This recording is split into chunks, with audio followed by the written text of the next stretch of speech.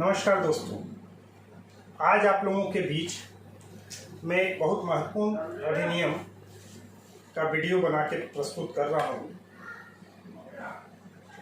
इस कानून से पूर्व भारत में महिलाएं एवं बच्चे के साथ होने वाले यौन अत्याचार के विरुद्ध कोई कठोर कानून नहीं था। कहने को तो आईपीसी में दंड का प्रावधान था, परंतु वो दंड दिलवाने में पीड़ित और पीड़िता को काफ़ी परेशानी होती थी। इन्हीं सब बातों को विशेषतः ध्यान में रखते हुए भारत सरकार के द्वारा एक अधिनियम पारित किया गया जिसका नाम है the protection of children from sexual offence act 2012। इस एक्ट को 19 जून 2012 को राष्ट्रपति की सहमति प्राप्त हो गई थी, परंतु कि जैसा कि इसके नाम से ही प्रतीत होता है कि इस कानून को बालकों पर हो रहे यौन अत्याचार, यौन अपराध के विरुद्ध लागू करना था।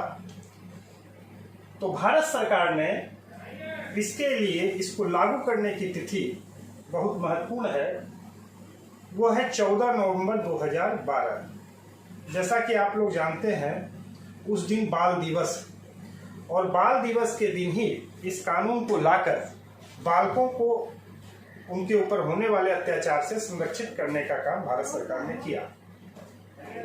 अब इस अधिनियम की खासियत क्या है, इस अधिनियम को बनाया कैसे गया है और इस अधिनियम से क्या फायदे हो रहे हैं, इस पर आज हम लोग चर्चा करेंगे।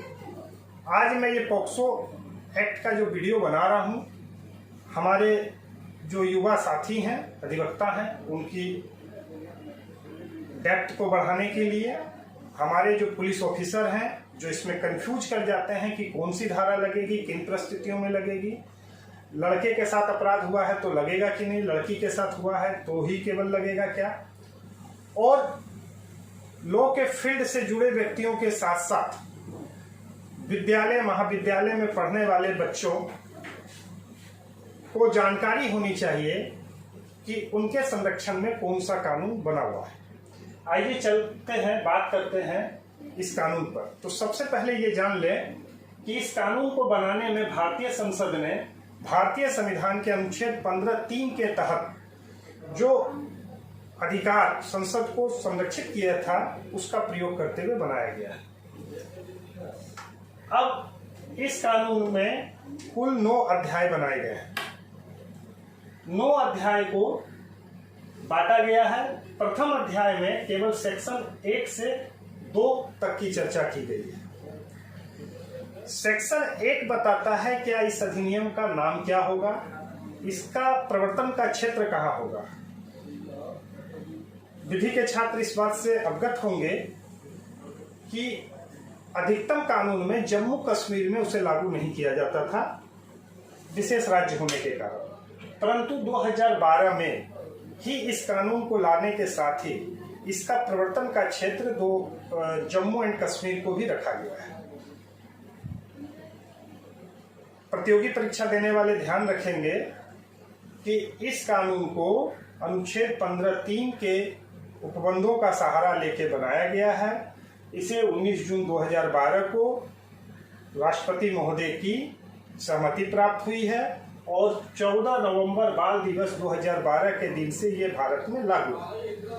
अब सेक्शन 2, जैसा कि हम सभी जानते हैं कि प्रत्येक अधिनियम की धारा 2 जो होती है वो प्राय डिफिनेशन क्लॉज से संबंधित होती है।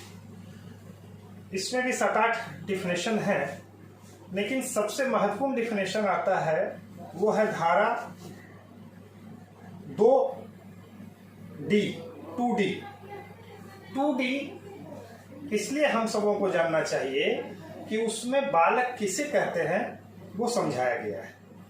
क्योंकि अधिनियम बालक के हित में बनाया गया है, तो बालक कौन है, तो बालक शब्द जैसे यूज हुआ है तो हम लोगों को ये समझना चाहिए कि जिनकी भी उम्र 18 वर्ष से कम हो, भले वो लड़की हो या लड़का, तो इस अधिनियम की सबसे अच्छी खासियत ये है कि पहले लोगों के मन में ये होता था कि नहीं, यौन अत्याचार या यौन अपराध का शिकार केवल बच्चियां होती है, केवल महिलाएं होती है।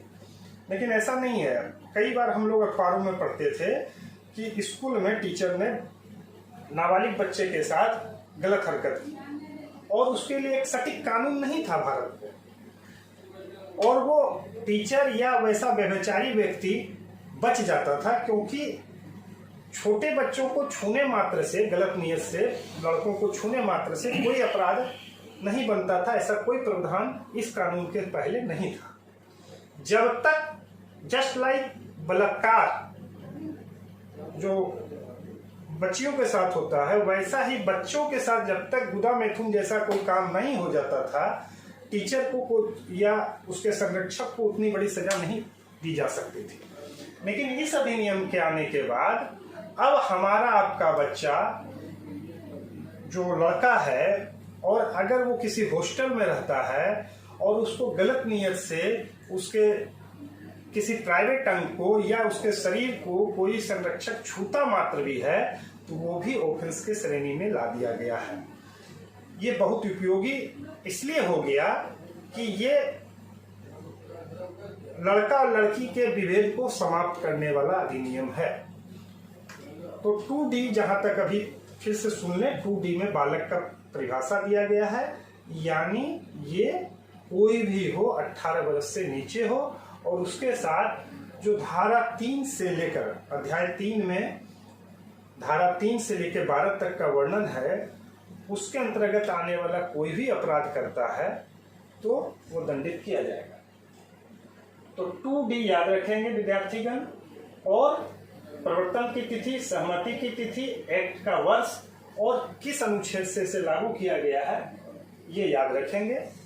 इंतजार कीजिए, अब मैं दूसरा वीडियो जल्द ही डालूंगा जिसमें पॉक्सो एक्ट के तहत मिलने वाली विभिन्न दंडों का वर्णन रहेगा और कौन कौन सी आपकी हरकत या कृत्य या लोग पॉक्सो के तहत अपराध माने गए हैं, उसके विषय में मैं आपको जानकारी दूंगा।